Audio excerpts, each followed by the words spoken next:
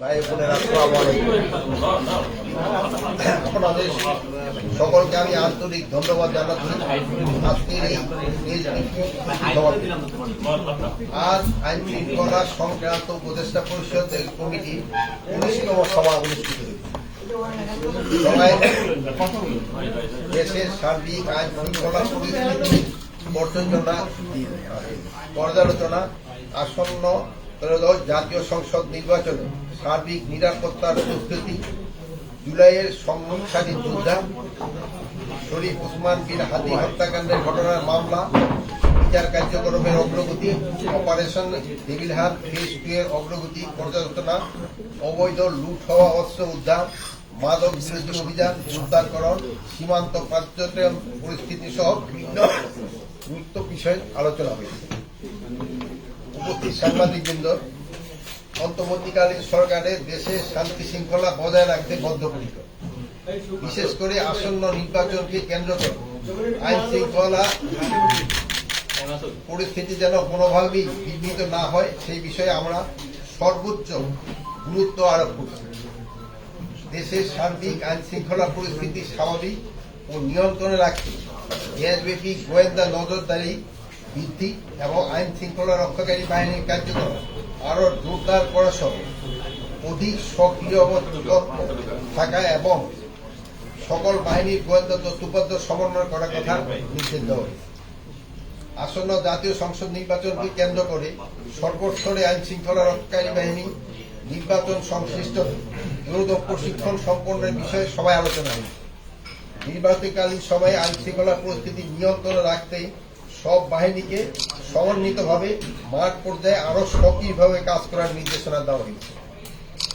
নির্বাচনের সঙ্গে রাজনৈতিক কর্মসূচি ও প্রচার প্রচারণাকালে আইন শৃঙ্খলা পরিস্থিতি স্বাভাবিক রাখতে সব ধরনের ব্যবস্থা গ্রহণের জন্য সবাই নির্দেশনা প্রদান করা হয়েছে। আমি সাধারণ জনগণ সহ সংশ্লিষ্ট সকলকে অনুরোধ করছি, সবাই যেন নির্বাচনে পরিবেশ নিশ্চিতকরণে সহযোগিতা করেন এবং নির্বাচনী আচরণবিধি মেনে চলেন। বর্তমান অন্তর্বর্তীকালীন সরকার যথাসময়ে নির্বাচন অনুষ্ঠানে অটল।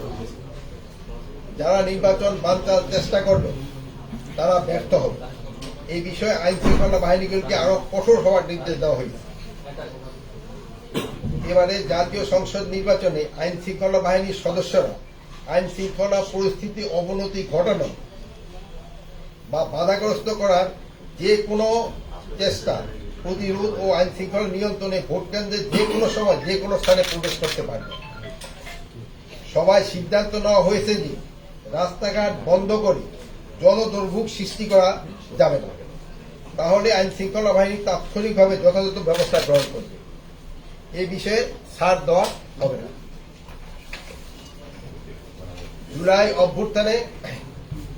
জুলাই গণ অভ্যুত্থানে সম্মুখ সারির যোদ্ধা শরীফ ওসমান বিন হাদি হত্যাকাণ্ডের ঘটনায় দায়েরকৃত মামলার শীঘ্রই চূড়ান্ত চার্জশিট দেওয়া হবে।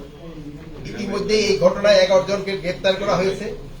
অন্তর্বর্তীকালীন সরকারের এই মামলাটির সর্বোচ্চ গুরুত্ব দিয়ে দেখছেন। মামলাটির দ্রুত বিচার ট্রাইব্যুনাল স্থানান্তর করার সিদ্ধান্ত নেওয়া হয়েছে এবং অন্তর্বর্তীকালীন সরকারের মেয়াদে এই হত্যাকাণ্ডের ন্যায় বিচার নিশ্চিত করা হবে বলে আমরা আশা করি।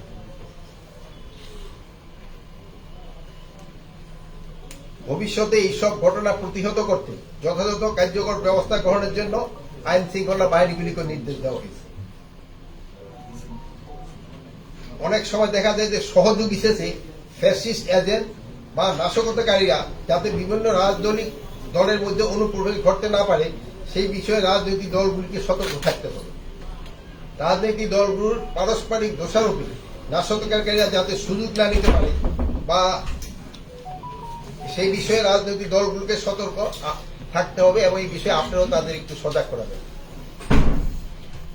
গত 13 ডিসেম্বর 2025 তারিখ থেকে চালু হওয়া অপারেশন ডেভিল হান্ট ফেজ 2 অভিযানে গতকাল 4 জানুয়ারি 2026 তারিখ পর্যন্ত 14,569 জনকে গ্রেপ্তার করা হয়েছে।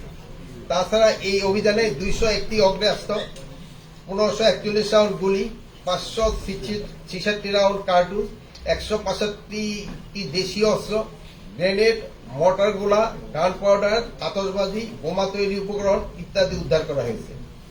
এই সময় মামলার ওয়ারেন্ট মূল প্রায় 19,235 জন সহ সর্বমোট 33,804 জনকে গ্রেপ্তার করা হয়েছে। ডেভিল হান্ট ফেজ 2 এর অংশ হিসাবে চেকপোস্ট ও টহলের সংখ্যা অনেক বৃদ্ধি করা হয়েছে, যাতে সন্ত্রাসী দুষ্কৃতীরা পার না পেয়ে যায় এবং অবৈধ লুট হওয়া অস্ত্র উদ্ধার আরো বৃদ্ধি পায়। আপনারা সবাই জানেন যে মাদকের ভয়াবহতা সম্পর্কে আমরা সকলেই কিন্তু অবগত। গত ডিসেম্বরে 2025 মাদক নিয়ন্ত্রণ অধিদপ্তর কর্তৃক দেশব্যাপী মাদক বিরোধী অভিযানে 658টি নিয়মিত মামলা দায়ের করা হয়েছে এবং 1613টি মোবাইল কোর্ট পরিচালনা করা হয়েছে। এতে গ্রেপ্তারকৃতদের আসামির সংখ্যা প্রায় 2,375 জন।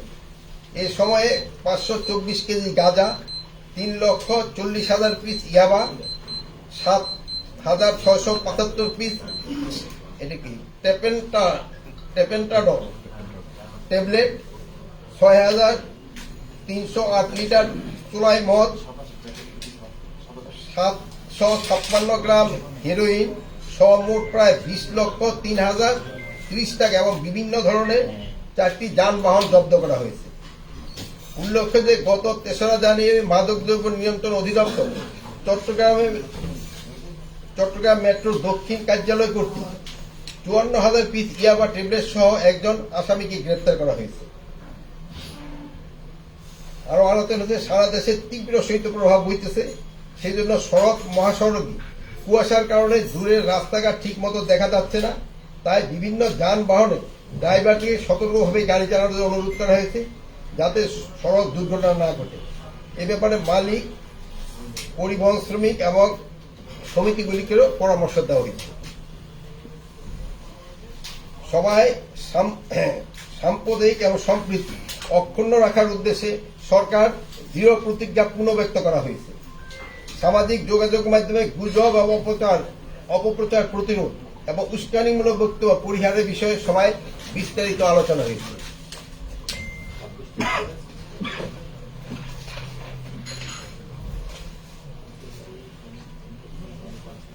সবাই বাংলাদেশ মিয়ানমার সীমান্তে নিরাপত্তা নিশ্চিতকরণে, চোরাচালান, মাদক ও অন্যান্য অপরাধ দমন, কঠোর নজরদারি এবং পার্বত্য অঞ্চলে শান্তি বজায় রাখার বিষয়ে নিবিড় আলোচনা হয়েছে।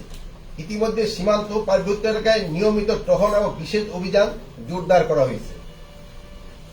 এবার আমি বিভিন্ন আইন শৃঙ্খলা বাহিনী কর্তৃক পরিচালিত কয়েকটি গুরুত্বপূর্ণ অভিযানের তথ্য আপনাদের সামনে তুলে ধরছি।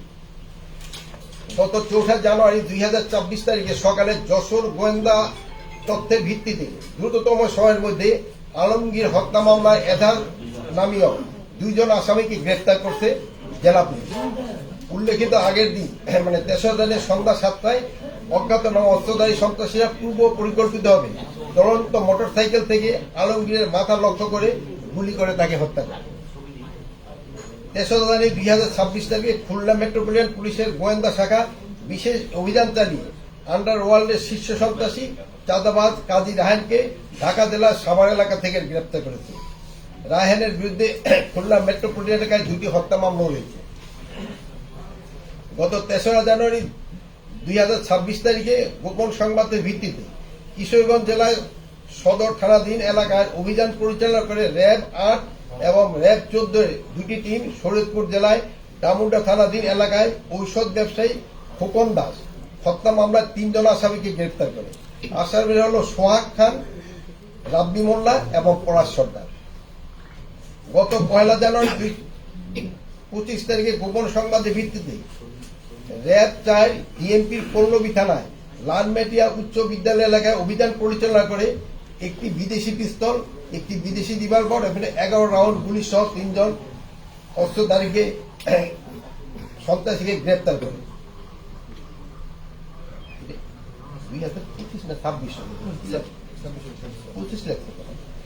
গত 1 জানুয়ারি 2026 তারিখে গোয়েন্দা তথ্যের ভিত্তিতে র্যাব 12 কুষ্টিয়া জেলার দৌলতপুর থানাধীন এলাকায় অভিযান পরিচালনা করে একটি বিদেশি রিভলভার, একটি বিদেশি পিস্তল ও একটি ম্যাগাজিন ও 5 রাউন্ড গুলি এবং 2 রাউন্ড খালি খোসা সহ 2 জন অস্ত্রধারী সন্ত্রাসীকে গ্রেপ্তার করে। গত 29 ডিসেম্বর 2025 তারিখে গোপন সংবাদের ভিত্তিতে র্যাব 4 ডিএমপির পল্লবী থানাধীন লালমাটিয়া টেম্পু স্ট্যান্ড এলাকায় অভিযান পরিচালনা করে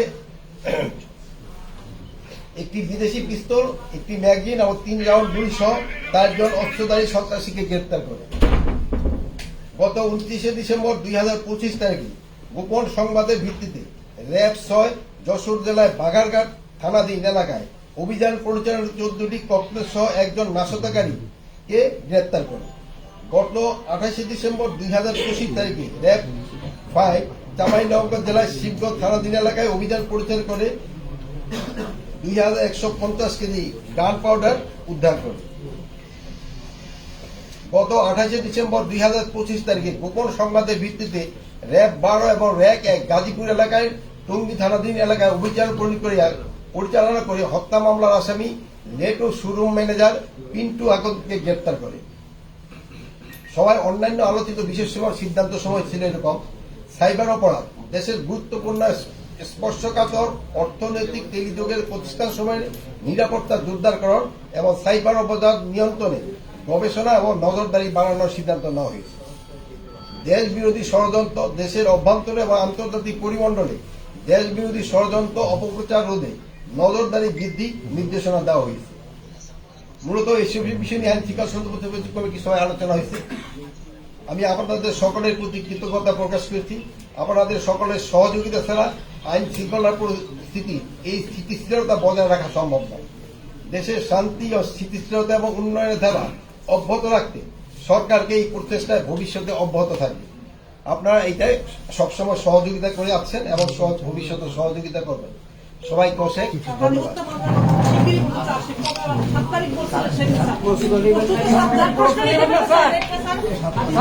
ছিল